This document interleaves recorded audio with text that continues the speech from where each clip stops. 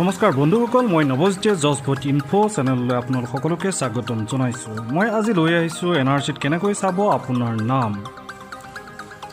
31 আগষ্টত প্ৰকাশ পাব চূড়ান্ত NRC। চূড়ান্ত NRCত কেনেকৈ চাব পাৰিব আপোনাৰ নাম।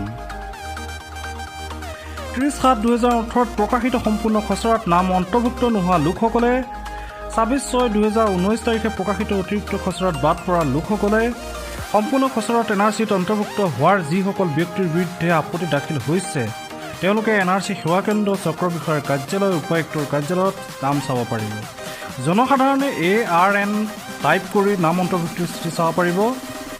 31 আগষ্টত ৱেবছাইটত উপলব্ধ হ'ব চূড়ান্ত NRC। www.nrcassam.nic.in উপলব্ধ হ'ব NRC। যিকোনো সমস্যাৰ বাবে বিনামূলীয়া হেল্পলাইন নম্বৰ মুকলি।